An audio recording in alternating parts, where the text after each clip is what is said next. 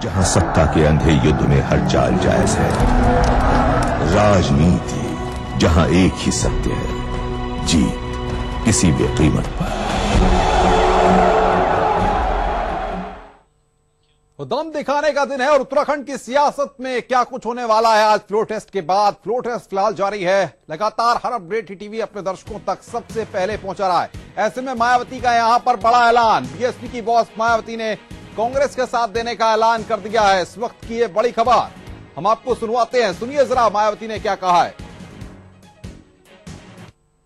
ये मीडिया हरिद्वार पंचायत चुनाव को लेकर जो कल से किस्म किस्म की खबरें दिखा रहा है कि बहुजन समाज पार्टी की बीजेपी से डील हो गई है, ये जो आज फ्लोर टेस्ट हो रहा है उसको लेकर उत्तराखंड में, मैं समझती हूँ ये केवल अफवाह है, ऐसा कुछ नहीं है। और हमारे दोनों विधायक उधर असेंबली में पहुंच चुके हैं और हमारी पार्टी जो है देश में खास तौर से सांप्रदायिक ताकतों को कमजोर करने के लिए आप लोग हमारा स्टैंड अच्छी प्रकार से जानते हैं, तो हमारी पार्टी उधर कांग्रेस पार्टी के समर्थन में ही वोट देगी। तो बीएसपी की बॉस मायावती को आपने सुना, स्थिति साफ कर दी है। बीएसपी के 2 विधायक हैं, कांग्रेस के पाले में जाएंगे, तो यहां पर बीएसपी की स्थिति साफ है। रेखा आर्य की स्थिति भी यहां पर तस्वीरों ने साफ कर दी है, तस्वीरों ने दिखा दिया कि रेखा आर्य ने पाला बदला है। अब सवाल यह भी खड़ा होता है कि क्या फ्लोर टेस्ट के वक्त जो कि शुरू हो चुका है फ्लोर टेस्ट, उसमें भी क्या कुछ लोग पाला बदलेंगे, क्या उसमें भी कुछ इस तरह की तस्वीर उभर कर सामने आ सकती है। इस सब पर ईटीवी की नजर लगातार बनी हुई है। हमारा एडिटर पवन लालचंद और साथ ही साथ हमारे संवाददाता फहीम तन्हा हमारे साथ जुड़े हुए हैं, जो लगातार उत्तराखंड में जिस तरीके के हालात पैदा हो रहे हैं और पल पर बदलती तस्वीरें जो दिखाई दे रही हैं, उस पर लगातार हमारी नजर बनी हुई है। ये महा कवरेज टीवी पर लगातार जारी है। सीधे चलेंगे पवन जी के पास। पवन जी, जिस तरीके से हम सुबह से तस्वीरों को दिखा रहे हैं और नेताओं के बयानों को देख रहे हैं, बीएसपी की बॉस मायावती का बयान आया, स्थितियों को साफ कर दिया, तमाम तरह की चर्चाएं थी। ऐसे में यहां पर बीएसपी कांग्रेस का ही समर्थन करेगी।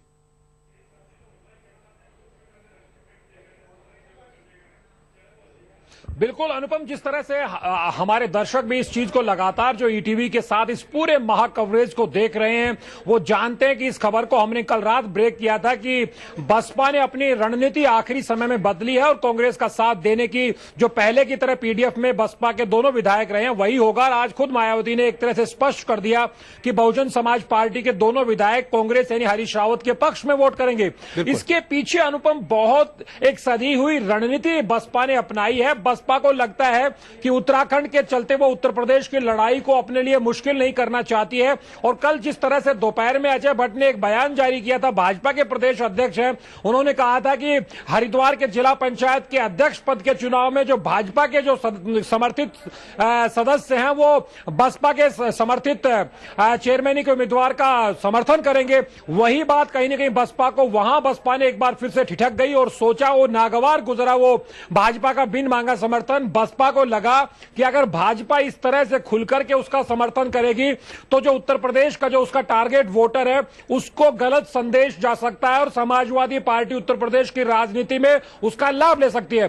अनुपम, मेरे साथ वरिष्ठ पत्रकार सुनील कुमार हैं जो लगातार इस मसले को भी देखते रहे। हम सुनील कुमार जी से भी जानना चाहेंगे कि वो बसपा की इस रणनीति को किस नजरिए से देखते हैं। सुनील जी, जिस तरह लग रहा था कल मायावती का सुबह पार्लियामेंट में बयान आता है कि अभी बसपा ने कोई रणनीति नहीं बनाई है, आज वो स्पष्ट कहती हैं, कल ही संकेत मिल गए थे, वो कहती हैं कि नहीं हम कांग्रेस का, हरीश रावत का समर्थन करेंगे। क्या वजह रही बसपा की कि कल थोड़ा हिचक रही थी, आज खुलकर के समर्थन कर दिया कांग्रेस का? देखिए, इन दिनों ऐसा है कि जो बीएसपी का जो वोट बैंक है, बीएसपी का वोट बैंक में मुस्लिम और दलित दोनों है। तो अगर ऐसे माहौल में ये नहीं चाहती कि मतलब अपने आप को जो जैसे जो बीजेपी के साथ कहा जाता है कि वो सांप्रदायिक ताकतें हैं, और अभी मायावती का बयान भी वही आ रहा है कि हम जो सांप्रदायिक ताकतों के खिलाफ जो है हम कांग्रेस को समर्थन दे रहे हैं, तो उनका वोट बैंक और दोनों का सेम है। तो कोई भी अपना ऐसे आखिर के 4 महीने के लिए अपना वोट बैंक में डेंट मारना नहीं कोशिश करेगा। तो ये इस रणनीति के तहत जो है बसपा ने दिया है कि बसपा ने कांग्रेस को समर्थन दिया है। एक सवाल और है, जिस तरह से कहा जा रहा है ये फ्लोर टेस्ट जो हो रहा है कुछ मिनटों के बाद नतीजे तो नहीं आएंगे औपचारिक तौर पर, वो तो कल सुप्रीम कोर्ट में लिफाफा खुलेगा, लेकिन संकेत जरूर आ जाएंगे।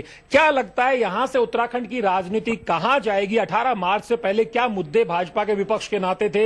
हरीश रावत की क्या रणनीति थी जीत की? अब यहां से उत्तराखंड की राजनीति इस फ्लोर टेस्ट के बाद आप किस नजरिए से देखते हैं 4-6 महीने 8 महीने बाद जब विधानसभा के चुनाव होंगे? देखिए पवन जी, सबसे पहले तो मैं ये कहूंगा कि जो अगर इस माहौल में अगर हरीश रावत की वापसी होती है तो हरीश रावत जो पहले राज्यसभा के नेतृत्व थे, अब वो केंद्रीय नेतृत्व में उनका एलिवेशन होगा। और जो बीजेपी जो अपने आप को सोच रही थी कि 2017 में हम पोजीशन अच्छा कर सकते हैं, और ये पूरी जो लड़ाई हो रही थी वो केयर टेकर के लिए हो रही थी कि हम जो है चाहे बीजेपी हो या हरीश रावत हो, हरीश रावत भी अगर जीतते हैं तो मुझे नहीं लगता कि वो अपने पूरे टर्म तक वो अपना सरकार को चलाएंगे। तो अब होता क्या है कि अगर जिसकी भी जो भी केयर टेकर चीफ मिनिस्टर होता है उनके पास जो है उनके पास वो रहती है कि एक मशीनरी का थोड़ा सा एक सपोर्ट रहता है, एक मोरल सपोर्ट रहता है। इसी के लिए पूरी बीजेपी भी कर रही थी और कांग्रेस भी कर रही है।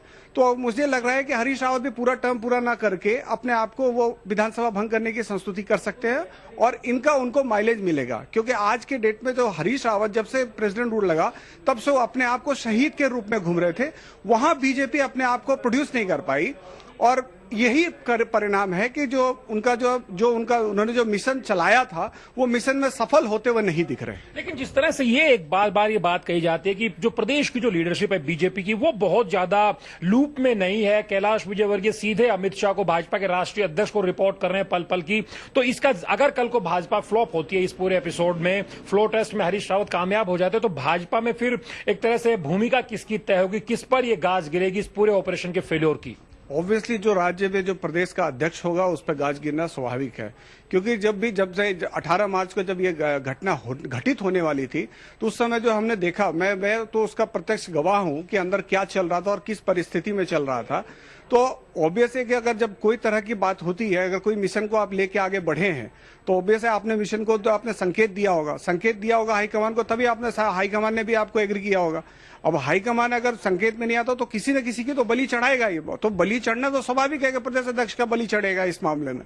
यानी देखा अनुपम, अपने आप में बहुत से इसके जो असर होने वाला है उत्तराखंड की राजनीति पर, कांग्रेस की राजनीति पर, भाजपा की राजनीति पर। हरीश रावत के कद में इजाफा होगा, भाजपा में ढूंढा जाएगा अगर फ्लोर टेस्ट में हरीश रावत जीतते हैं तो जिम्मेदार कौन है। तो निश्चित तौर पर 18 मार्च के बाद उत्तराखंड की पूरी सियासत बदल गई है, पूरी सियासी सूरत बदल गई है। जिस तरह सुनील जी भी बता रहे हैं कि जाहिर तौर पर प्रदेश अध्यक्ष पर गाज गिर सकती है और हरीश रावत का कद दिल्ली दरबार में कांग्रेस आला कमान में और बढ़ सकता है। फहीम तनाव हमारे संवाददाता लगातार सुबह से अपडेट दे रहे हैं हमको। फहीम के पास चलते हैं। फहीम, क्या कुछ बाहर का माहौल है इस वक्त, क्योंकि अंदर तो माहौल जाहिर तौर पर फ्लोर टेस्ट हो रहा है, गर्मी होगा और वहां पर कौन किसके पाले में जा रहा है ये तो अभी बताना या पता करना भी बहुत मुश्किल है। ऐसे में आप ये बताइए कि किस तरीके का माहौल वहां पर आप देख रहे हैं और सियासी सरगर्मियां और बयान किस तरीके के बाहर हैं चर्चाओं में?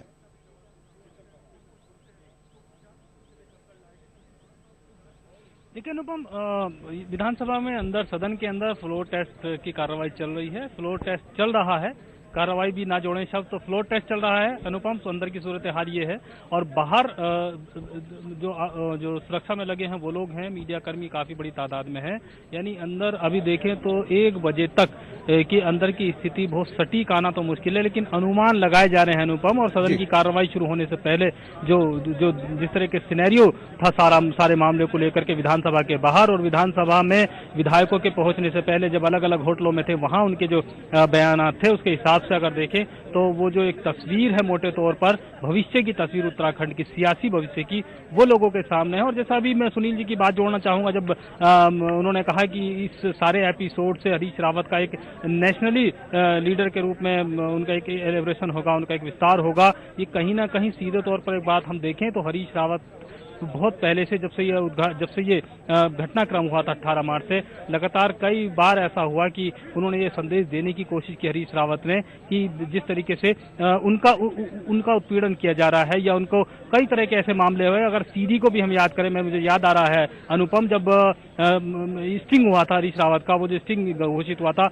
उसमें भी हरीश रावत ये कहते सुनाई दिए कि मैं तो मेरी तो गर्दन टूट गई है, मेरे पास यहाँ पर हम आपको रोकेंगे इस वक्त बातचीत करने के लिए। सुजीत ठाकुर हैं एसोसिएट एडिटर हैं, उनसे हम बातचीत करेंगे। सुजीत जी, बहुत बहुत स्वागत है आपका ईटीवी में। सबसे पहले मैं आपसे ये जानना चाहूंगा कि बीजेपी की जो स्ट्रेटेजी शुरू से तैयार हुई और आज तक की जो स्ट्रेटेजी है, क्या इस पूरी स्ट्रेटेजी में आपको नहीं लगता कि कुछ कमियां रही या फिर अच्छी तरह से होमवर्क नहीं किया गया था, जिसके चलते बीच बीच में दिक्कतें आई और हो सकता है कि बीजेपी को इसका नुकसान देखने को मिले?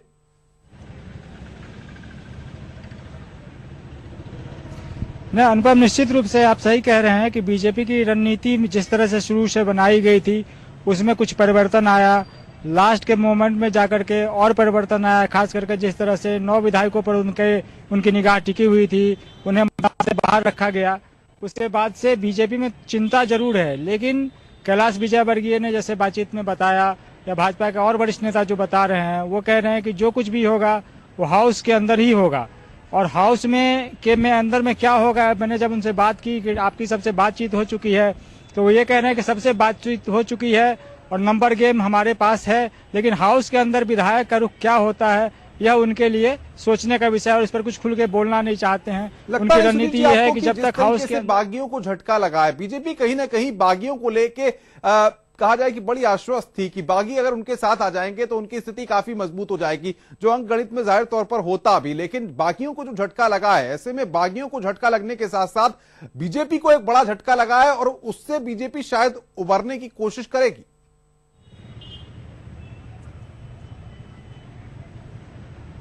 नहीं, निश्चित रूप से बीजेपी को झटका तो लगा। उनकी सारी जो रणनीति शुरू से बनी थी वो बागियों को वोट देने का अधिकार मिलेगा इस पर टिकी हुई थी, लेकिन जब कोर्ट ने उसको खारिज कर दिया तो इनका प्लान 2 जिस प्लान 2 पे काम कर रहे थे, कुछ बीएसपी के विधायकों को, कुछ निर्दलीय विधायकों को तोड़ने की बात, उसमें भी कुछ ना कुछ इनको कहीं ना कहीं अभी शंका है कि वो हो पाएगा कि नहीं हो पाएगा। लेकिन उसके बाद भी तीसरा जो पॉइंट इनका था, जो अमित शाह ने तय किया था कि कांग्रेस के अंदर और भी जो विधायक हैं जिनको तोड़ा जा सकता है उनसे बातचीत किया जाए। लेकिन भाजपा यह भी कहने को तैयार नहीं है कि हाउस के अंदर में क्या होगा। उनका यही साफ कहना है कि हाउस के अंदर में जाकर के विधायक क्या रुख लेते हैं, कांग्रेस के विधायक, यह भी कहा नहीं जा सकता है। दर्शकों को यह समझाने की कोशिश करिए कि बीजेपी ने जिस तरीके से कई योद्धा तैयार किए थे कि कांग्रेस के जो लोग हैं, कांग्रेस के जो विधायक हैं, उनको तोड़ा जाए, इसके लिए बाकायदा रणनीति तो तैयार थी। अलग अलग बैठकों का दौर भी चल रहा था, न जाने पहाड़ के किन किन कोनों में बैठकें हुई होंगी और साथ ही साथ सतपाल महाराज का नाम भी आया। ये भी आया कि कैलाश विजयवर्गीय कुछ लोगों के साथ बैठक कर रहे हैं, अजय भट्ट भी तमाम तरह से जोड़ रहे हैं, यहां तक कि साकेत बहुगुणा भी एक बार रात में जॉलीग्रांट एयरपोर्ट पहुंचे, तब भी चर्चाएं इस तरह की हुई। ऐसे में किस तरीके से जोड़ तोड़ का खेल तो खेला गया है, क्या उसका कुछ असर फ्लोर टेस्ट में दिख सकता है? ऐसी उम्मीद अब लगाई जा सकती है या फिर यह उम्मीद लगाना बेमानी साबित होगा?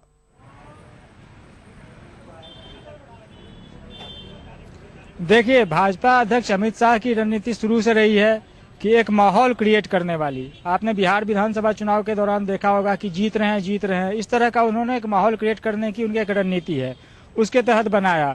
रही बात, यहाँ पर सिर्फ 2 लोग सीधा डील कर रहे हैं, बाकी भाजपा के किसी विधायकों को कुछ पता नहीं है कि उन्हें क्या करना है क्या नहीं करना है। जो 1 लाइन ऑर्डर आता है उसी को इम्प्लीमेंट किया जाता है। सिर्फ कैलाश विजयवर्गीय और पार्टी अध्यक्ष अमित शाह, उन्हीं के बीच में सिर्फ इंटरेक्शन हो रहा है। रणनीति क्या है वो वही जानते हैं। लेकिन भाजपा कहीं न कहीं इस बात को लेकर आशंकित है कि विधानसभा में चूंकि उनके पास नंबर नहीं है, और कैलाश विजयवर्गीय बार बार ये बात बोल रहे हैं कि हमारे पास 27 भाजपा के विधायक हैं, शुरू के दिन से हैं, जो कुछ गड़बड़ हो रहा है कांग्रेस में। बहुत महत्वपूर्ण बात आपने कही है। पवन जी हमारे साथ बातचीत करने के लिए जुड़े हुए हैं, उत्तराखंड के एडिटर पवन लालचंद। पवन जी, जिस तरीके से देखा कि पिछले वक्त में जुमला हो रहा था उत्तराखंड में, अंतरात्मा की आवाज, न जाने ऐसी आवाजें कहां कहां घूम रही थी, इसको पता लगाने के लिए भी लोगों को घूमना पड़ा होगा, क्योंकि विधायक अंतरात्मा की आवाज सुने ये जुमला काफी प्रसिद्ध रहा पिछले दिनों में। ऐसे में अगर इस सबके बीच बीजेपी का फेलियर होता है तो क्या आपको लगता है कि बीजेपी के जितने लोग लीड कर रहे थे सब पे कार्रवाई देखने को मिल सकती है, कोई बड़ा एक्शन देखने को मिल सकता है अगर बीजेपी फेल होती है तो?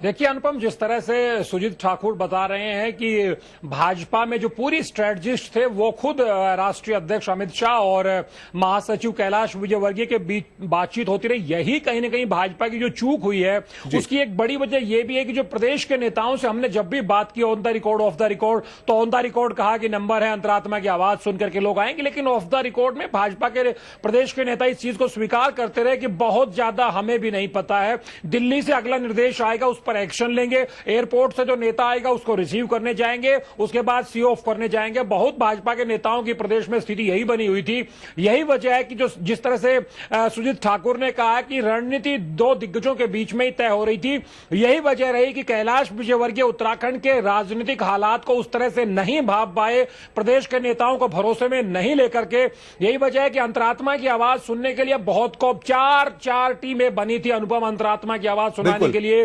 एक कैलाश विजयवर्गीय के स्तर पर उनके एक समर्थक जो है वो बातचीत कर रहे थे, भगत सिंह कोश्यारी अपने स्तर पर कोशिश कर रहे थे, उन्हें आंशिक सफलता भी मिली और वो रेखा आर्य को लेकर के भी आए। क्या कारण हो सकता है? रेखा आर्य के टूटने का कारण क्या हो सकता है पवन जी? परसों स्टिंग ऑपरेशन आ गया। देखिए, रेखा आर्य के टूटने का यही कारण है। अगर हम जाएं, रेखा आर्य के बाई इलेक्शन जीत करके आई थी 2014 के बाद, जो सोमेश्वर विधानसभा सुरक्षित सीट है वो खाली हुई थी, तो भाजपा से टिकट चाहती थी रेखा आर्य। भगत सिंह कोश्यारी का प्रभाव रहा है रेखा आर्य की राजनीति पर, लेकिन भगत सिंह कोश्यारी उस वक्त रेखा आर्य को सोमेश्वर से भाजपा का टिकट नहीं दिला पाए और आखिरी समय में रेखा आर्य ने पाला बदल लिया, कांग्रेस में हरीश रावत ने टिकट दिया और वो चुनाव जीत करके आती है। अब ये कहा जा रहा है कि जो रेखा आर्य पर भगत सिंह कोश्यारी का प्रभाव था, उसी का उन्होंने एक तरह से सतपाल महाराज और भगत सिंह कोश्यारी के बीच, जो हमने अपने दर्शकों को दिखाया था कि एक चेला चेली का संवाद चलता है, और सतपाल महाराज को जब भगत सिंह कोश्यारी कहते कि आप अपनी चेली को लेकर के आइए, यानी रेखा आर्य को आप लेकर के आइए, भगत सिंह कोश्यारी उस चुनौती को स्वीकारते हैं, रेखा आर्य को लेकर आते हैं। वो सतपाल महाराज से कहते हैं आप अपने चेले, सतपाल महाराज के चेलों से मतलब है वो चमोली के और गढ़वाल के विधायक, जो कभी सतपाल महाराज का पौड़ी गढ़वाल संसदीय क्षेत्र जब होता था तो उसमें उनके समर्थक माने जाते थे। लेकिन जिस तरह से हरक सिंह रावत और मदन बिष्ट का जो स्टिंग ऑपरेशन आया था, और उसमें जिस तरह से हरक सिंह रावत के सवालों पर मदन बिष्ट जवाब दे रहे हैं, और उसमें जो 10-12 विधायकों के नाम आते हैं उनमें ज्यादातर सतपाल महाराज के चमोली पौड़ी क्षेत्र के विधायक थे। और उसी वक्त मैंने साफ तौर पर कहा था रवि अनुपम इस चीज को कि जिस तरह से स्टिंग ऑपरेशन में मिट्टी पलीत की गई है सतपाल महाराज के तथाकथित सहानुभूति रखने वाले विधायकों की, इसका साफ मतलब है कि अब ये विधायक भाजपा की तरफ नहीं जा रहे हैं, ये अंतरात्मा की आवाज सुनते नजर नहीं आ रहे हैं। मेरे साथ सुनील कुमार भी हैं। अनुपम, मैं उनसे एक सवाल करता हूं कि जो कॉन्फिडेंस लेवल है कांग्रेस और भाजपा का, उस पर वो क्या कहते हैं? जिस तरह से भाजपा का जो कॉन्फिडेंस लेवल पहले नजर आ रहा था 24 घंटे पहले, वो किस तरह आप देखते हैं? जो हरीश रावत का 24 घंटे 48 घंटे का कॉन्फिडेंस लेवल था, उसमें आज सुबह जब आपने विधानसभा के बाहर सब नेताओं को देखा तो क्या अंतर आपने महसूस किया? देखिए पवन जी, एक सबसे अच्छी चीज ये रही कि हरीश रावत और यशपाल आर्य, जो कि कल तक ये चल रहा था कि यशपाल आर्य हो सकता है कि नाराज हो, वो दोनों स्वयं ही खड़े थे गेट पे और एक एक विधायकों का अभिवादन कर रहे थे, चाहे वो सत्ता पक्ष का हो या विपक्ष का हो। और दूसरी तरफ सबसे बड़ा आश्चर्य की बात ये रही कि जब तक वो बीएसपी के 2 विधायक, अगर हमें ये कहते हुए गुरेज नहीं होगा कि लोग कह रहे हैं कि पीडीएफ पावर ब्रोकर बन गई है, लेकिन पीडीएफ में सबसे ज्यादा लोगों को उम्मीद थी बीएसपी से, क्योंकि उनके पास 2 मत था और बाकी जो उनके पास है सबके पास इंडिविजुअल है। तो जैसे ही बीएसपी के विधायक दोनों हरिदास और सरबत करीम अंसारी आए, तो बीजेपी के और भी विधायक वहां पर खड़े थे। उन्होंने काफी कोशिश करी कि साहब आप हमारी तरफ आ जाओ, लेकिन उन्होंने खड़े भी होना उचित नहीं समझा बीजेपी की तरफ। और जैसा कि मायावती ने ऑलरेडी कह रखा है, तो इससे क्लियर हो गया कि जो बीएसपी का वोट है वो कांग्रेस की तरफ जाएगा। उसके बाद जो बीजेपी के विधायक इस उम्मीद से खड़े थे कि हम भी वही स्ट्रेटेजी अपनाते हुए, लेकिन एक बात तो आपको पवन जी दाद देनी होगी दोनों को, चाहे वो सत्ता पक्ष हो या विपक्ष का, इनका कॉन्फिडेंस लेवल इतना हाई था कि हम सभी मीडिया कर्मी को ये एसेस करना बहुत मुश्किल हो रहा था कि सत्ता किसकी तरफ जा रही है। हालांकि ये अभी भी कहना हमारे लिए बहुत उचित नहीं होगा, क्योंकि अभी सदन में फ्लो वोटिंग चल रही है और उस वोटिंग में सभी मीडिया को और सभी को बाहर रखा गया है, इसलिए हमें पता नहीं है। इसका फाइनल डिसीजन तो सुप्रीम कोर्ट अनाउंस करेंगी, लेकिन जो विधायक वहां से आएंगे वो तो इंडिकेशन तो हमें दे देंगे और हम इसके लिए स्वतंत्र हैं कि क्या है। बाकी फाइनल डिसीजन वो आएगा, क्योंकि जब तक कि प्रेसिडेंट रूल सुप्रीम कोर्ट नहीं आदेश देते तब तक प्रेसिडेंट रूल खत्म नहीं होगा, नोटिफिकेशन जब तक नहीं होता, क्योंकि सुप्रीम कोर्ट ने कहा कि केवल 2 घंटे के लिए राष्ट्रपति शासन हटाया जाए। तो अभी जो हम बात कर रहे हैं उस समय प्रेसिडेंट रूल में हम बात नहीं कर रहे हैं। एक सवाल और अनुपम, एक सवाल और सुनील जी से बिल्कुल पवन जी, मैं भी एक सवाल करना चाहूंगा। ये कहा जाता था कि इंडिपेंडेंट है। जी अनुपम पवन जी, आप मेरे तरफ से सवाल कर सकते हैं कि हरीश रावत को अगर देखा जाए शुरुआत से लेके अंत तक, तो हरीश रावत का स्टिंग भी हुआ। 3 इंडिपेंडेंट जाएं तो कोई दिक्कत नहीं है, लेकिन पीडीएफ कहीं ना कहीं टिका रहा। टूट कांग्रेस में होती है, अगर रेखा आर्य जाती हैं तो 9 पहले चले गए, भीमलाल आर्य जाते हैं तो भाजपा में टूट होती है। आपको लगता है कि एक मैसेज भी है नेशनल पार्टियों के लिए, दोनों के लिए?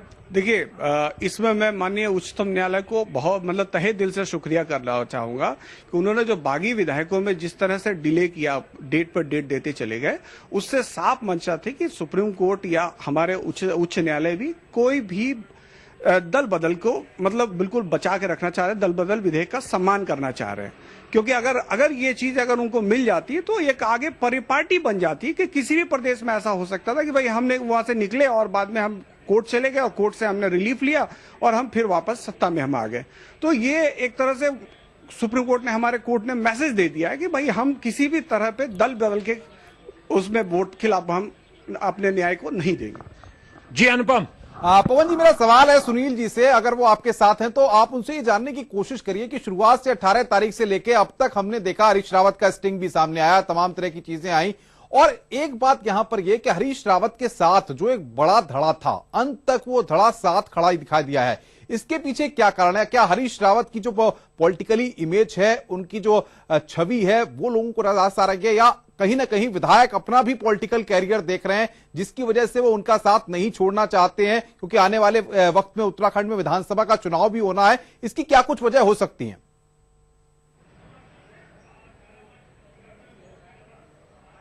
देखिए सुनील जी, जिस तरह से इस वक्त आपने जैसे कहा बिल्कुल सही है, वोटिंग हो रही है, कौन किसको वोट कर रहा है नहीं पता है किसी को, लेकिन वोटिंग से पहले जब लोग अंदर जा रहे थे विधायक, तब तस्वीर साफ थी, रेखा आर्य बीजेपी के साथ आई, विक्ट्री का सिंबल बनाती है। क्या वजह रही कि जो कुमाऊं के खासतौर पर अगर रेखा आर्य को हटाएं तो कुमाऊं में भाजपा भगत सिंह कोश्यारी को होने के बावजूद बड़ी टूट हरीश रावत को नहीं दे पाई, और उनके जो कॉन्फिडेंट थे, उनके जो लॉयल एमएलए थे वो डटे रहे, और यहां तक कि गढ़वाल के भी बड़ी संख्या में विधायक डटे रहे? क्या विधायकों को हरीश रावत के राजनीतिक कद का अंदाजा है, या फिर विधायकों ने देखा कि जो 2017 का जो चुनाव होने वाला है 5 साल के लिए, उसके लिहाज से कांग्रेस में हरीश रावत के साथ इस वक्त खड़े रहना बहुत उनके लिए फायदे का सौदा है सियासी तौर पर? देखिए पवन जी, एक बात मैं ये कहना चाहूंगा कि हरीश रावत का कद आज के डेट में और पहले भी कांग्रेस में काफी ऊंचा था प्रदेश के अंदर। इस वजह से जब उनको ये लगा कि हरीश रावत अपने 2017 के लिए पूरी 40 सीटों की वेल प्लानिंग कर रखी थी, और बीजेपी को यही संशय था, और इसी कारण से लोगों को यह लगा कि अगर इनको हम फ्री हैंड देते हैं तो सिचुएशन उनके पासे से निकल सकता है। इसी वजह से ये व्यवस्था हुई। और मैं 18 मार्च का इससे आपको जोड़ के मैं कहना चाहूंगा कि मैं उस दिन मौजूद था सदन में अंदर। सदन में शाम 5 बजे तक बीजेपी के जो विधायक थे उनको कुछ पता ही नहीं था कि क्या होने जा रहा है। वो हम लोगों से आके पूछ रहे थे कि भाई साहब जो चर्चा हम सुन रहे हैं क्या वो है या नहीं है। तो ये इसलिए पूरा का पूरा जो यहाँ के हम के राज्य नेतृत्व को भी हम उस पर नहीं कह सकते, क्योंकि पूरा का पूरा केंद्रीय नेतृत्व तो स्वयं लगा हुआ, और केंद्रीय नेतृत्व के साथ ये था कि यहाँ के जो लोकल जो थिंक टैंक जो माने जाते हैं उसकी कहीं भी उनको हमने देखा नहीं मिला। अगर हम जैसे देखें आज के डेट में जो बीजेपी के अंदर है 3 धड़ा तो ऑटोमेटिक है, 3 धड़ा है, 3 धड़ा में 2 धड़ा में से केवल 1 धड़ा को एक्टिव देखा गया, कोश्यारी का हमको।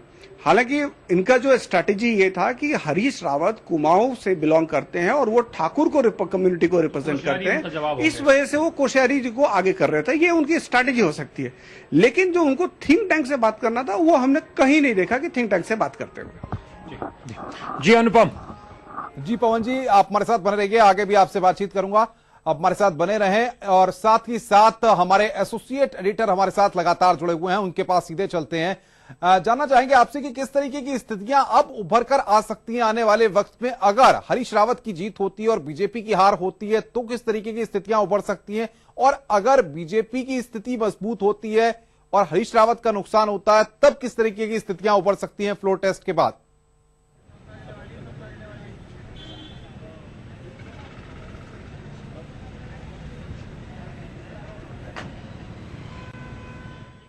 सुजीत जी, अगर आपको मेरी आवाज आ रही है तो मैं आपसे जानना चाहूंगा कि किस तरीके की स्थितियां उभर सकती हैं अगर फ्लोर टेस्ट में हरीश रावत की जीत होती है तो किस तरीके की स्थितियां उभरेंगी, और हरीश रावत की अगर हार होती है, वो बहुमत नहीं जुटा पाते हैं, तो किस तरीके की स्थितियां होती हैं?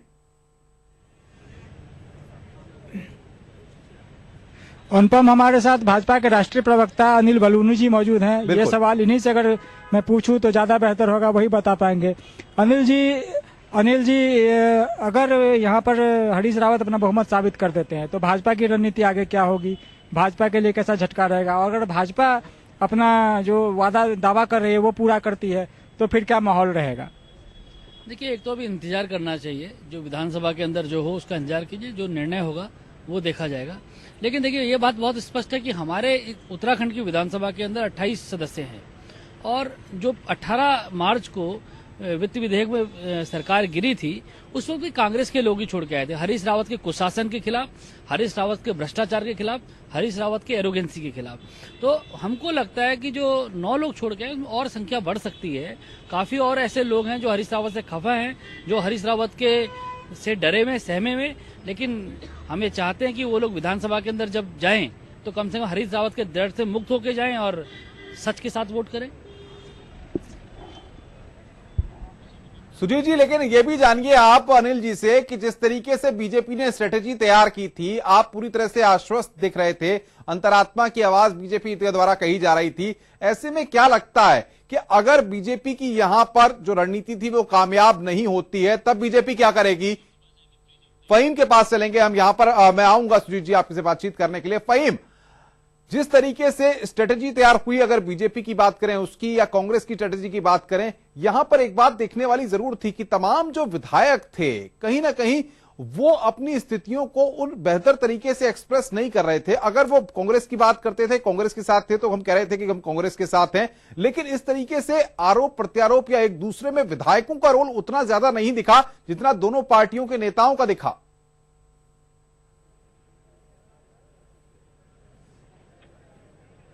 देखिए अनुपम, एक तो बहुत साफ तौर पर बात है, राजनीति में नफा नुकसान देख करके बहुत सारे कदम उठाए जाते हैं और नफा नुकसान का जब आंकड़े लगाए जाते हैं, जब रणनीति बनाई जाती है, उसी में कहीं कोई चूक भी हो जाती है और कहीं बहुत सटीक कदम भी उठा ली जाते हैं। तो जो बात आप उठा रहे हैं कि विधायकों की तरफ से बहुत ज्यादा स्पष्ट ऐसी चीजें नहीं आई, उसी वजह यही रही है कि कोई भी विधायक, चाहे तो वो पीडीएफ के हों, चाहे तो वो विधायक हों जिनको कांग्रेस ने कहा कि बीजेपी के विधायक हमारे बातचीत में संपर्क में है, या बीजेपी अभी तक भी कह रही है कि कांग्रेस के विधायक अंतरात्मा की आवाज सदन के अंदर सुनेंगे। तो जाहिर सी बात है कि उन सभी विधायकों में जिसने थोड़ा सा भी ये सोचा हो कि हमें कांग्रेस में हरीश रावत के साथ रहने में फायदा है या फिर बीजेपी के साथ जाने में फायदा है या बागी होने में फायदा है, वो तमाम तरह के राजनीतिक नफे नुकसान सोचने की वजह अपना पॉलिटिकल कैरियर भी देखा है विधायकों ने। यहां पर मैं सुजीत जी के पास एक बार फिर चलता हूं, हमारे एसोसिएट एडिटर सुजीत ठाकुर हमारे साथ जुड़े हुए हैं।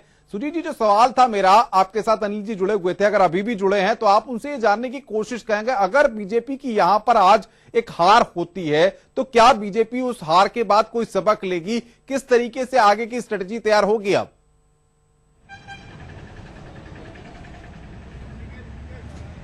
अनिल जी, मेरा सवाल है, अगर भाजपा की रणनीति सफल नहीं हो पाती है तो आगे आपके लिए क्या ऑप्शन बचा हुआ है, क्या करने जा रहे हैं आप? देखिए, एक तो अभी मैंने कहा कि विधानसभा के अंदर मतदान होने दीजिए, देखने दीजिए, house floor of the house में चीजें तय होने दीजिए। लेकिन भारतीय जनता पार्टी का बहुत स्पष्ट मानना है, हरीश रावत ने जिस तरह उत्तराखंड का नाम खराब किया है, हरीश रावत ने जिस तरह देवभूमि और पुण्य भूमि का नाम खराब किया है, उसके खिलाफ हम लोग जन जागरण करते ही रहेंगे। देखिए, कभी भी उत्तराखंड को समझने की जरूरत है। उत्तराखंड में लोग अपने भोले भालेपन के कारण जाने जाते हैं, अपनी निष्ठा के कारण, अपनी बहादुरी के कारण उत्तराखंड के लोग जाने जाते हैं। एक सवाल रोक के कर लीजिए कि इनके ही पार्टी के नेता कल तक दावा कर रहे थे कि हमारे पास अंक गणित है, उसके पीछे दावा किस तरीके का अंक गणित था? अगर अंक गणित है तो जाहिर तौर पर बीजेपी एक बड़ी ताकत के रूप में दिखनी चाहिए। का नाम को बहुत खराब किया हरीश रावत ने, और हम ये हमारे आज कहना है कि कांग्रेस की अगर अध्यक्षा सोनिया गांधी बहुत ईमानदारी की बात करती है, हालांकि ऐसा उनकी दूर दूर तक ईमानदारी उनके अंदर है नहीं, तो हरीश रावत को तुरंत विधायक दल के नेता पद से हटाएं, हरीश रावत की छुट्टी करें, क्योंकि इस तरह के व्यक्ति को किसी भी कीमत पर अब बर्दाश्त नहीं किया जाएगा। अनिल जी, यहाँ से सवाल आ रहा है कि आप कह रहे थे, भाजपा कह रही थी कि संख्या बल आपके पास है, सारे लोग आपके साथ हैं, तो अब क्या हो गया कि इस तरह से क्यों आप डिफेंड कर रहे हैं अपने आप को? नहीं, कोई डिफेंड करने की बात नहीं, हम पहले दिन से कह रहे हैं और ये तो एक सत्य है कि हमारे पास 28 लोग हैं इस विधानसभा के अंदर। हरीश रावत का सुनील जी, मैं आऊंगा आपके पास और अनिल जी से भी आगे भी हम बातचीत करने की कोशिश करेंगे, जानेंगे। बहरहाल सुर बदलते दिख रहे हैं। पवन लालचंद हमारा एडिटर हमारे साथ जुड़े हुए हैं। पवन जी, सुबह कैलाश विजयवर्गीय से बात की थी टीवी की टीम ने, उनके सुर भी बदले हुए नजर आए थे। अभी सुजीत ठाकुर जी ने बात की है अनिल बलूनी से, उनके सुर भी बदले नजर आए हैं। ऐसे में क्या लगता है, बीजेपी वालों के चेहरे मायूस अभी से होने लगे हैं या फिर कोई आस अभी भी या उम्मीद अभी भी बची है?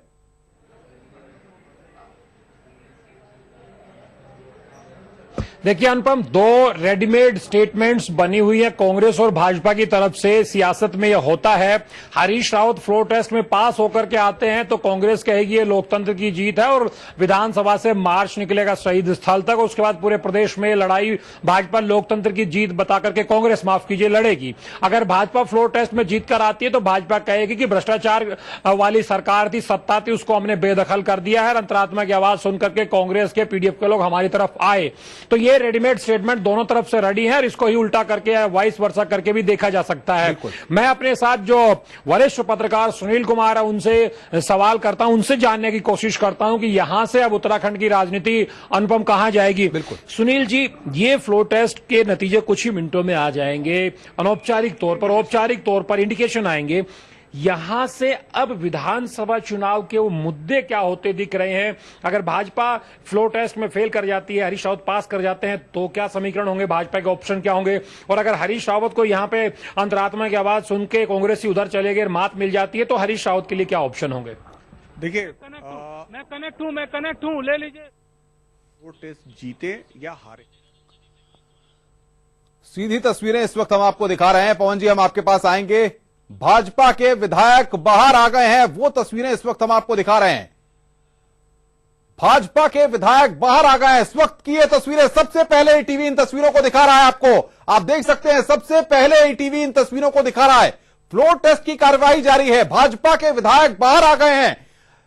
हम समझने की कोशिश करेंगे क्या कुछ वजह इसके पीछे है। बहरहाल सबसे पहले ईटीवी तस्वीरें दिखा रहा है। ईटीवी पर आप लाइव कवरेज देख रहे हैं, सीधी तस्वीरें इस वक्त हम आपको दिखा रहे हैं। भाजपा के विधायक फ्लोर टेस्ट की कार्यवाही चल रही है और बाहर आ गए हैं। तस्वीरें सबसे पहले ईटीवी दिखा रहा है आपको। आप देख सकते हैं कि भाजपा के विधायक बाहर आ चुके हैं।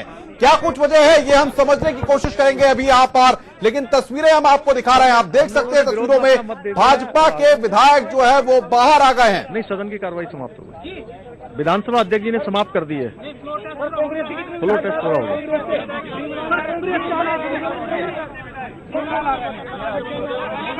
अलग अलग अलग हाँ, एक एक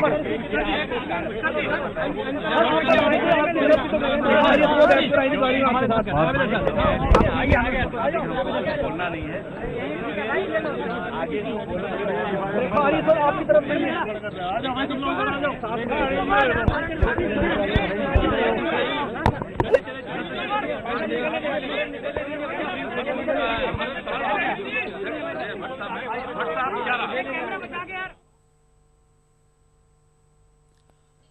तो यहां पर जानकारी हमारे पास इस वक्त आ रही है कि वोटिंग वहां पर पूरी हुई है, विश्वास मत पर वोटिंग पूरी हुई है, ये जानकारी इस वक्त हमारे पास आ रही है। साथ ही साथ विधानसभा से भाजपा के जो विधायक हैं वो बाहर निकले हैं, उनकी तस्वीरें भी हमारे पास आ रही है। सील बंद है, बस ये हम कह सकते हैं कि 19 ज्यादा वोट हमें मिला, संपन्न हो गई, सील बंद हो गई, सिंगल हुआ है। ऐसा लग रहा है, ऐसा लग रहा है।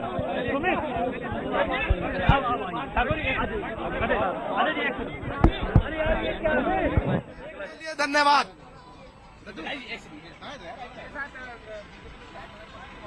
तो बीजेपी के नेताओं के बयान भी लगातार हमारे पास आ रहे हैं। विधानसभा से भाजपा विधायक बाहर निकले हैं। जय भट्ट कुछ कह रहे हैं। सर्वोच्च न्यायालय के आदेश के मुताबिक कल को ही सर्वोच्च न्यायालय में 11 बजे खुलना है और हम लोग अभी बता नहीं सकते हैं अपने मुख से। आपके साथ सारे आपके विधायक थे? हमारे सारे विधायक थे और भी विधायक हमारे साथ अपेक्षा से अधिक रहा है। अंतरात्मा की आवाज की बात हो रही थी, कांग्रेस को जो विधायक है, क्या उन्होंने सुनी? कुछ लोगों ने सुना है, और कुछ ने नहीं सुना है। ये तो हमने कही था कि भ्रष्टाचार के खिलाफ लड़ाई चल रही है और हमारा संघर्ष जारी रहेगा। तो अब आगे क्या रणनीति होगी? क्या जिन लोगों ने सुना है वो आपके साथ है, तो आगे क्या? नहीं, कल फैसले के बाद हम अपनी रणनीति बनाएंगे। आइए सर, आइए। हमारे एडिटर पवन लालचंद हमारे साथ जुड़े हुए हैं। हम कोशिश करेंगे उनके पास चलने की और जानने की कोशिश करेंगे। तीरथ रावत कुछ कह रहे हैं। आपको लग रहा है कि बीजेपी की संभावना है? कुछ देखिए सुप्रीम कोर्ट का जो रूल है, जो नियम है, उसके अनुसार ही हुआ है और हम इसको ओपन नहीं कर सकते। ओपन सुप्रीम कोर्ट करेगा। हम बिल्कुल प्रक्रिया रूल नियम से सुप्रीम कोर्ट के साथ।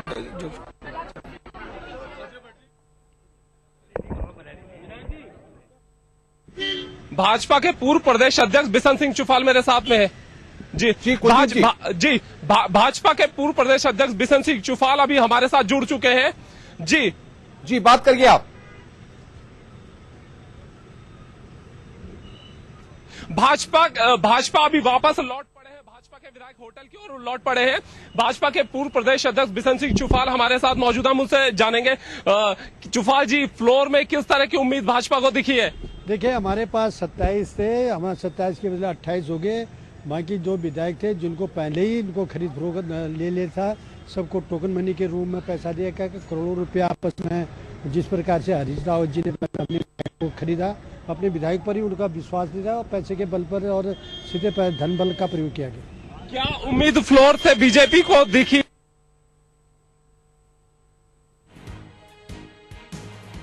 प्रकार से उनने पहले मैनेज कर लिया। भ्रष्टाचार सामने आया है तो एक जो है जनता के सामने एक निश्चित रूप से एक दिशा जरूर मिली है कि आप भ्रष्टाचार के खिलाफ जो है सब लोगों को लड़ाई लड़नी।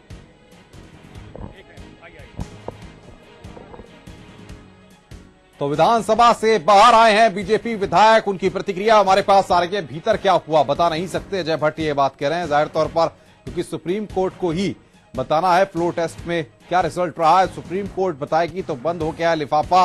बहरहाल आपको बताएं कि ईटीवी की महा कवरेज लगातार जारी है। सबसे पहले हम तस्वीरें दिखाए आपको और लगातार बता भी रहे हैं क्या कुछ हो रहा है। और हरीश रावत ने फ्लोर टेस्ट यहां पर जो था उसको लेकर के क्या कुछ कहा है वो भी हम आपको बताएंगे। विश्वास मत पर वोटिंग पूरी हुई है और इस वक्त आपको बताएं सूत्रों के हवाले से टीवी पर बड़ी खबर। सूत्रों के हवाले से एक खबर हम बता रहे हैं कि हरीश रावत ने फ्लोर टेस्ट पास किया है। सूत्र इस बात की जानकारी टीवी को दे रहे हैं।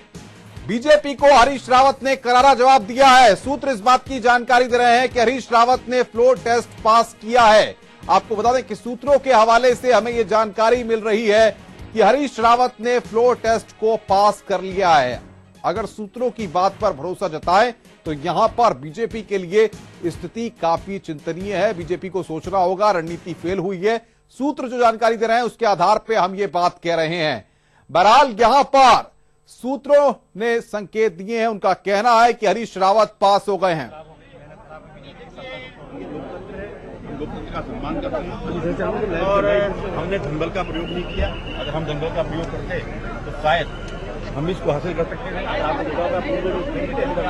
वाजपेयी जी की सरकार गई क्योंकि भारतीय जनता पार्टी इस प्रकार की राजनीति में विश्वास नहीं करती है और आज दंगल जीत गया, लोकतंत्र हार गया। क्या हुआ गणेश जोशी जी? देखिए, आज भारतीय जनता पार्टी की एक उपलब्धि और है कि आज कांग्रेस के एक और विधायक ने भारतीय जनता पार्टी के पक्ष में मतदान किया।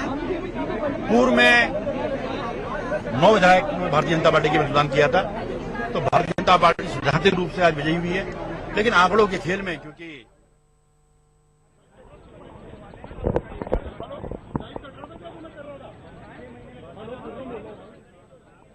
देखा कि 12 लोगों को पैसे देकर मतदान के लिए प्रलोभित किया गया, वही कारण है कि आंकड़ों के खेल में हम सदन के अंदर हम रह गए।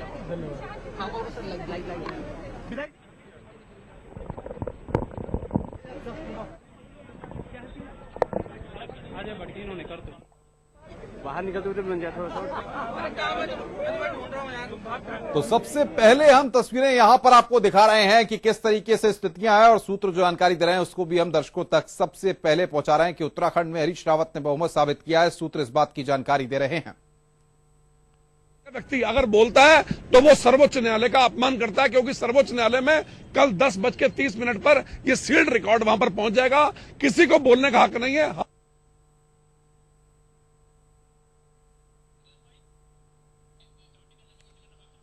तो सूत्र इस बात की जानकारी दे रहे हैं कि हरीश रावत पास हो गए हैं। अब देखना ये होगा कि सुप्रीम कोर्ट में जब बंद लिफाफा खुलता है तब उसके बाद किस तरह की स्थितियां होती है और क्या है वास्तविक तस्वीर, क्या है हकीकत, ये तभी साफ हो पाएगा। कल 10:30 बजे माननीय सुप्रीम कोर्ट के समक्ष वो पेश होगा, जहां पे वो निर्णय सुनाया जाएगा। देखिए, फिलहाल भाजपा के जो विधायक जरूर कह रहे हैं कि अब सुप्रीम कोर्ट के समक्ष जब वो लिफाफा खुलेगा उसके बाद ही तय होगा, लेकिन अब क्या बीजेपी की स्ट्रैटेजी होगी, फिलहाल अब वो बैठकर यहाँ पर तो कुलदीप जैसा कि कह रहे थे कि बीजेपी की क्या स्ट्रेटेजी होगी, ये यहां पर बीजेपी के नेताओं से ही समझना होगा और उन्हीं से बातचीत करनी होगी कि आखिर बीजेपी की क्या स्ट्रेटेजी है अब, क्योंकि सूत्र जो जानकारी दे रहे हैं, अगर सूत्रों की जानकारी को सही माना जाए और जैसा कि कहा जा रहा है कि हरीश रावत फ्लोर टेस्ट में पास हो गए हैं, तो यहां पर हरीश रावत की इसे एक बड़ी जीत माना जा सकता है और इसके संदेश दूर तक जाएंगे, क्योंकि उत्तराखंड में आने वाले वक्त में विधानसभा का चुनाव भी है।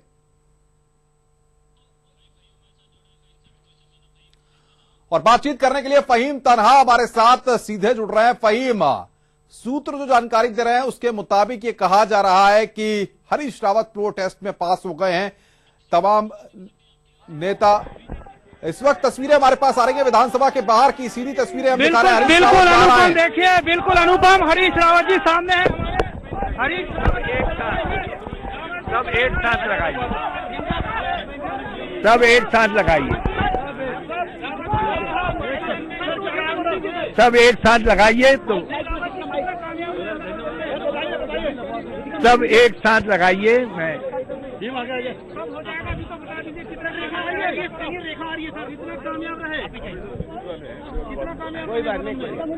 सब एक साथ लगाइए।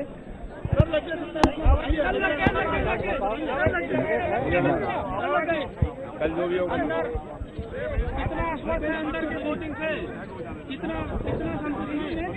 देखिए, ये माननीय सर्वोच्च न्यायालय के आदेश से करवाई गई वोटिंग है और वोटिंग के निष्कर्ष जो है सील्ड लिफाफे में है और माननीय सुप्रीम कोर्ट ही उसका संज्ञान लेकर के निष्कर्ष घोषित करेंगे।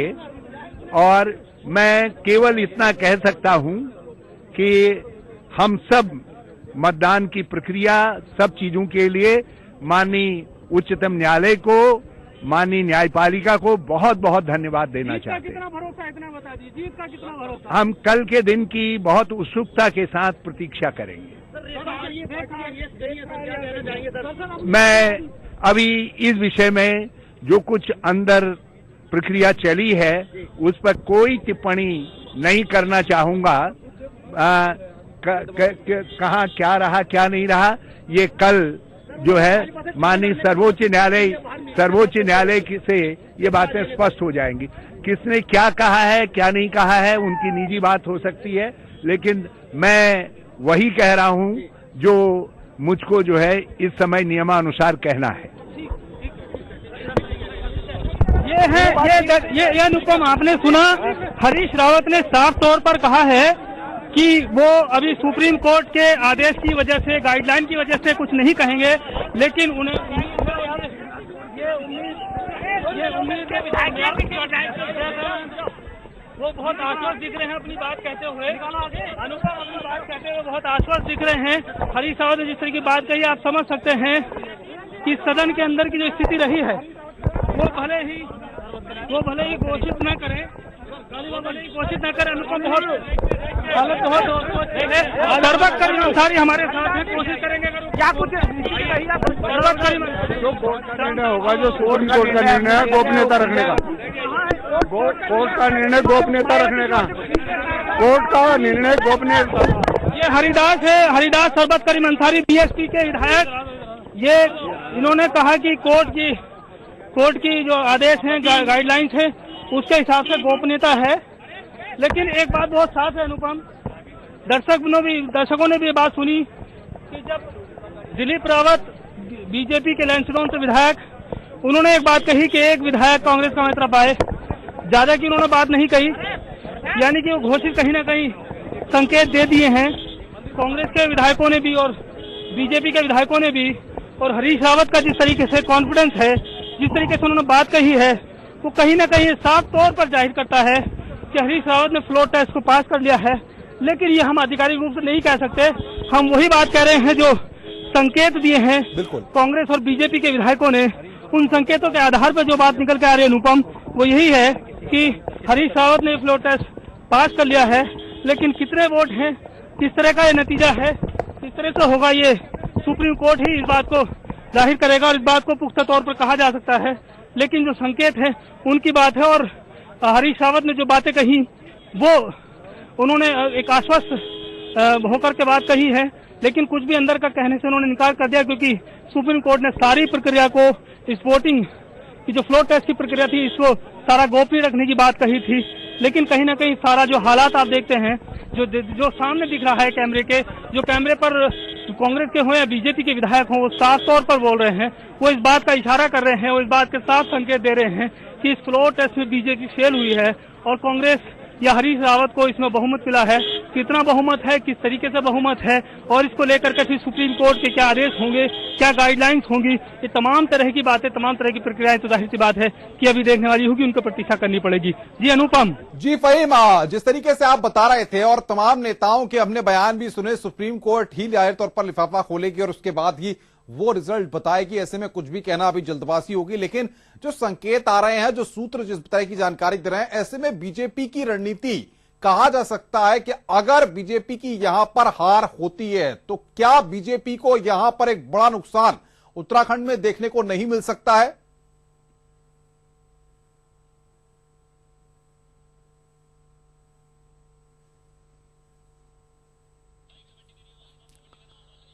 फहीम के पास लगता है हमारी आवाज ठीक ढंग से नहीं पहुंच पा रही है। बहरहाल फहीम से हम संपर्क करने की कोशिश करेंगे। फहीम वहां पर ग्राउंड जीरो पर हैं। सबसे पहले उन्होंने तस्वीरों को दिखाया। हरीश रावत जब बाहर निकले वो भी तस्वीरें हमने दर्शकों को सबसे पहले दिखाई। अब यहां पर फ्लोर टेस्ट हो चुका है, वोटिंग पूरी हो गई, विधानसभा से विधायक भी बाहर आ गए, हरीश रावत भी बाहर आ गए। सुप्रीम कोर्ट के आदेश पर यह वोटिंग हुई। हरीश रावत की प्रतिक्रिया क्या थी वो भी हमने सुनवाया। हरीश रावत ने विधानसभा से बाहर निकलने के बाद क्या कुछ कहा है, सुनिए जरा। अंदर की जो प्रक्रिया रही है, वोटिंग हुई है, कितना अंदर की प्रक्रिया बहुत शांतिपूर्ण ढंग से हुई है और पीडीएफ ने यूकेडी प्लस बीएसपी मिला के 6 वोट पीडीएफ का हरीश रावत जी कांग्रेस सरकार को मिला है और सारा वोट जो है वो विभाग बंद होकर के माननीय उच्च न्यायालय को चले गया है। और लेकिन जिस तरह से आज शांतिपूर्ण ढंग से वोटिंग हुआ है और हरीश रावत जी के पक्ष में हुआ है तो बहुत सुखद परिणाम कल हमको सुनने को मिलेगा। सुप्रीम कोर्ट इस रिजल्ट को आउट करेगा तमाम तरह का, लेकिन हालात तो सबके सामने उजागर हो गए हैं। बीजेपी के विधायकों ने भी बहुत साफ तौर पर संकेत दिया है, आप भी इस बात को कह रहे हैं, तो क्या लगता है कि फिर जो अंतरात्मा की आवाज थी आप लोगों की वो नहीं सुनी या ये भी अंतरात्मा की ही आवाज है? अंतरात्मा की आवाज ही थी जो 1.5-2 महीने तक इस उत्तराखंड के विकास को रोका गया है, उससे लोग नाराज थे। जनता की अंतरात्मा की आवाज थी कि यहाँ पर कांग्रेस सरकार आए और फिर से विकास के कार्य तेजी से आगे बढ़े। आप चूंकि पीडीएफ के सदस्य हैं इसलिए कांग्रेस की रणनीति की तो बात आप उस तरीके से नहीं कर सकते, आपने पहले भी मना किया, लेकिन फिर भी क्या लगता है कि आप कांग्रेस का साथ दे रहे हैं, हरीश रावत का साथ दे रहे हैं, पीडीएफ की क्या रणनीति होगी, कांग्रेस के साथ लेकर के क्या रणनीति होगी? रणनीति हमेशा विकास की होगी, काम की होगी, अच्छी रणनीति होगी, जनता के हित की रणनीति होगी। अंदर सदन में कांग्रेस के कुछ लोग भी क्या बीजेपी के पाले में गए हैं, उनकी तरफ गया है? क्योंकि ये सवाल हमारा रेखा आर्या बीजेपी के पाले में गई है और भीमलाल हमारे पाले में आए। ये क्यों हुआ? एक सदस्य ने आपके कैसे अपनी जो अपना पाला?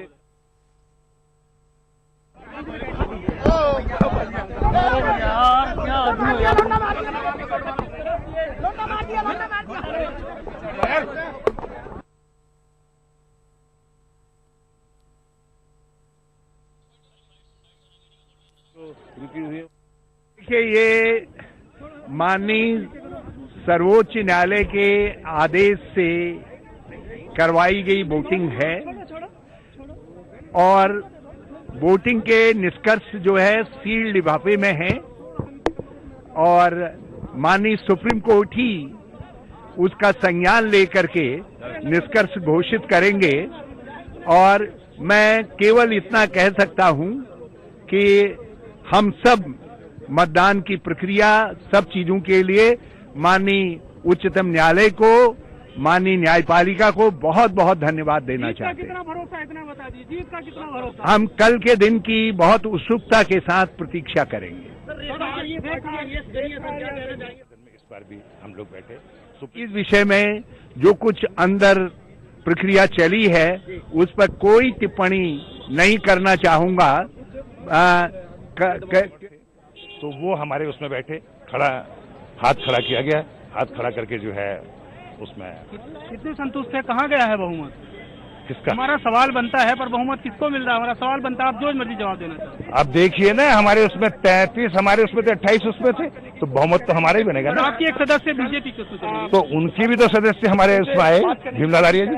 अब रणनीति आगे की क्या होगी? क्योंकि आप स्टिंग में भी आपका नाम आया, आप विधायकों की खरीद फरोख्त की बात भी आई, अब आगे की रणनीति क्या है? ऐसा है, खरीद फरोख्त की, मैं तो अपने दोस्त जो प्यार में बैठे बात करते हुए वो दगा दे दें तो वो हम कह नहीं सकते। अब उनकी फितरत ही ऐसी है, जिन्होंने वो करा स्टिंग, अब उसको स्टिंग में नहीं कहेंगे हम। अभी कोई नहीं, देखिए भगवान सबको वो करता है, लेकिन हम सच्चे होंगे तो हम आएंगे। एक अंतिम छोटा सा सवाल कि अब आगे की राजनीतिक रूप की किस तरह का तस्वीर देखते हैं उत्तराखंड की सियासत में? देखिए, ऐसे लोगों को जो कांग्रेस में रह के उन्होंने जो है विश्वासघात पार्टी के साथ किया, ऐसे लोगों को कभी राजनीतिक में नहीं आना चाहिए। मैं आज आपको बताऊं, ये थे मदन बिष्ट जो कांग्रेस के विधायक हैं द्वारा हाट से, साफ तौर पर बहुमत मिलने की बात कह रहे हैं हरीश रावत को, और अपने स्टिंग के बारे में भी वो विश्वासघात की संज्ञा देते हैं, क्योंकि उसमें हरक सिंह रावत काफी इनके मित्र नजदीकी संबंध रहे हैं द्वारा मदन सिंह बिष्ट के हरक सिंह रावत से, इसलिए वो उस पर भी काफी अपनी नाराजगी और दुख व्यक्त कर रहे हैं। लेकिन आप साफ तौर पर कह सकते हैं अनुपम कि जो बहुमत की स्थिति थी या फिर हरीश रावत को कितना बहुमत है, उसकी जो तस्वीर थी वो साफ हो गई है। और अब इसका केवल इस बात पर इंतजार रहेगा कि सुप्रीम कोर्ट इसको इस रिजल्ट के बारे में किस तरह के आदेश देता है, कब ये घोषित होता है और किस तरह के उसके बाद जो सियासी हालात बनते हैं वो क्या बनते हैं। जी अनुपम।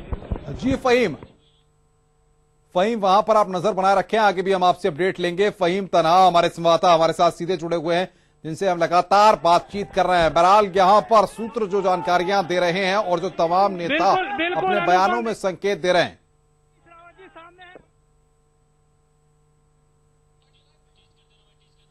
वो यहां पर साफ तौर पर यह जाहिर करता है कि हरीश रावत ने यहां पर एक बड़ी ताकत के रूप में अपने आप को प्रदर्शित जरूर किया है। सूत्र इस बात की जानकारी दे रहे हैं, जो संकेत नेताओं के बयानों से लग रहे हैं, वो ये बात दर्शाती है कि फ्लोर टेस्ट में जो हरीश रावत हैं वो एक बड़ी ताकत के रूप में उभर कर सामने आए हैं। लेकिन बहरहाल सुप्रीम कोर्ट में बंद लिफाफा जाएगा और उसके बाद सुप्रीम कोर्ट ही परिणाम बताएगा।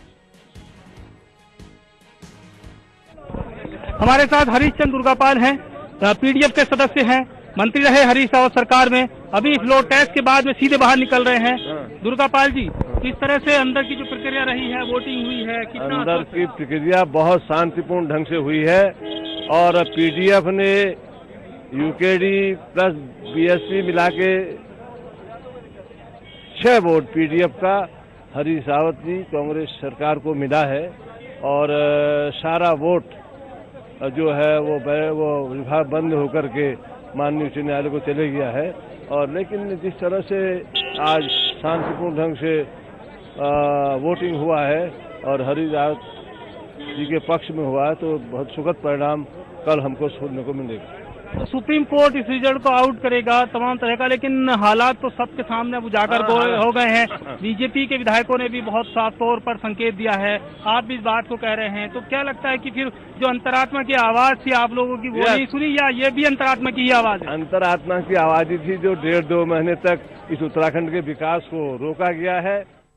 बातचीत करने के लिए हमारा एडिटर पवन लालचंद इस वक्त सीधे हमारे साथ जुड़ गए हैं। पवन जी, किस तरीके से देख रहे हैं सूत्रों के हवाले से जो जानकारियां आ रही हैं, नेताओं के बयानों से जो संकेत मिल रहे हैं? जो फ्लोर टेस्ट को लेकर गणित था, क्या उसकी तस्वीर वहां पे उभरी? देखिए, हम लगातार कहते आ रहे थे कि कांग्रेस के पास पर्याप्त संख्या बल है और हमारे जो पीटीएफ के सहयोगी साथी थे और जो हमारे बीएसपी के साथी थे उनके बारे में दुष्प्रचार किया जा रहा था, अनर्गल बातें कही जा रही थी कि भारतीय जनता पार्टी लगातार दबाव भी बना रही थी, हमारे साथियों को लोभ भी दिया गया, प्रलोभन भी दिया गया। मैं बहुत बहुत धन्यवाद देना चाहता हूँ। मैं आप सबके माध्यम से केदारनाथ जी, बद्रीनाथ जी, सभी अपने तीर्थ स्थलों को प्रणाम करता हूं और उत्तराखंड की जनता जनार्दन को प्रणाम करता हूं। और कल के दिन की हम उत्सुकता पूर्वक प्रतीक्षा करेंगे। जो अनिश्चय के बादल हैं उत्तराखंड के आकाश से, वो छंट जाएंगे।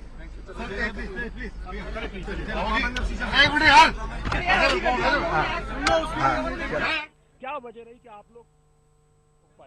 अब देखिए, ये तो रेखा आर ही बता सकती हैं कि क्या वजह रही है, लेकिन निश्चित रूप से उन्होंने पार्टी के साथ छलावा किया, विश्वासघात किया, धोखा दिया और जनता जवाब देगी। पार्टी एक्शन लेगी उन पे? निश्चित रूप से माननीय अध्यक्ष विधानसभा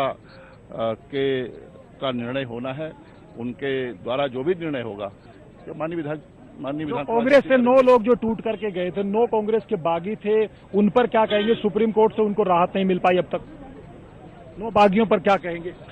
अब बागियों के बारे में जग जाहिर है और उन्होंने जो किया है उसका नतीजा भी उनके सामने है।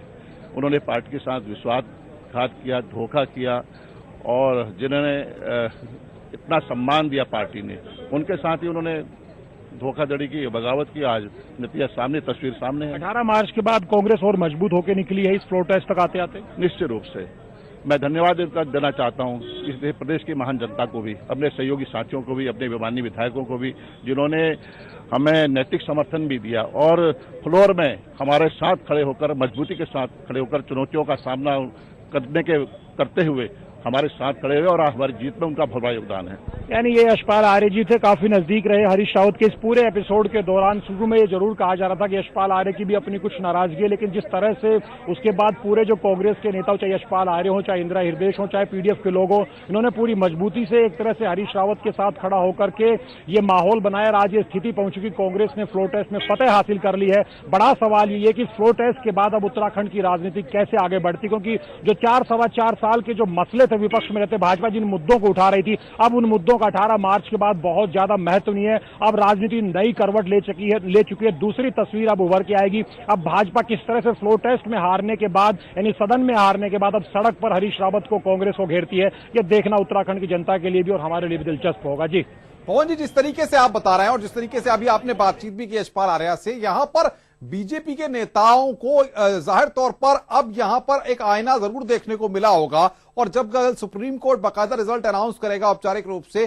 तब स्थितियां और साफ होंगी। लेकिन बीजेपी की रणनीति में कहां कमी आप देखते हैं? कहां रोड मैप सही तैयार नहीं हो पाया, या फिर बीजेपी ने जो स्ट्रेटेजी तैयार की वो खुद ही सवालों के घेरे में थी?